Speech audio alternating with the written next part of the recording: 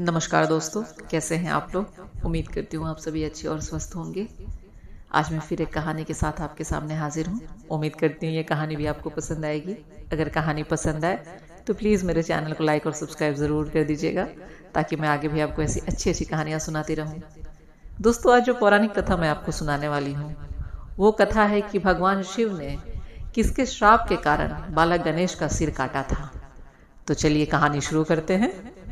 कहते हैं कि इंसान का वर्तमान उसके पिछले कर्मों पर और भविष्य वर्तमान के कर्मों पर आधारित होती है।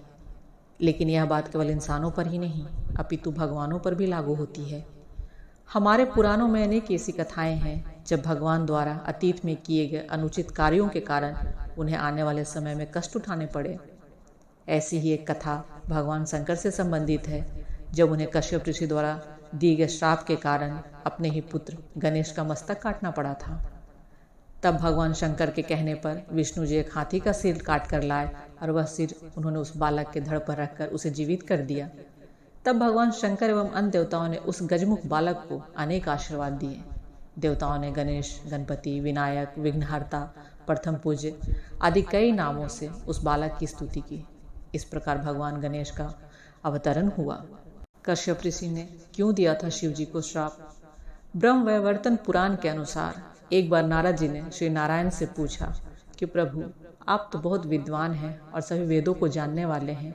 मैं आपसे ये जानना चाहता हूँ कि जो भगवान शंकर सभी परेशानियों को दूर करने वाले माने जाते हैं, उन्होंने क्यों अपने ही पुत्र का मस्तक काट दिया था? यह सुनकर श्री नारायण ने कहा, नारद, एक समय की बात है। शंकर ने माली और सुमाली को मारने वाले सूर्य पर बड़े क्रोध से त्रिशूल से प्रहार किया। सूर्य भी शिव के समान तेजस्वी और शक्तिशाली था, इसलिए त्रिशूल की चोट से सूर्य की चेतना नष्ट हो गई। वह तुरंत रथ से गिर गया। जब कश्यप जी ने देखा कि मेरा पुत्र मरने की अवस्था में है, तब वह उसे छाती से लगाकर फूट फूट कर विलाप करने लगे। उस समय सारे देवताओं में हाहाकार मच गया। वे सभी भयभीत होकर जोर जोर से रुदन करने लगे। सूर्य के मूर्छित होने के कारण सारे संसार में अंधेरा छा गया। तब ब्रह्मा के पौत्र तपस्वी कश्यप जी ने शिव जी को श्राप दिया। वे बोले, जैसा आज तुम्हारे प्रहार के कारण मेरे पुत्र का ये हाल हो रहा है, ठीक वैसे ही तुम्हारे पुत्र का भी यही हाल होगा। तुम्हारे पुत्र का भी मस्तक कट जाएगा। यह सुनकर भोलेनाथ का क्रोध शांत हो गया।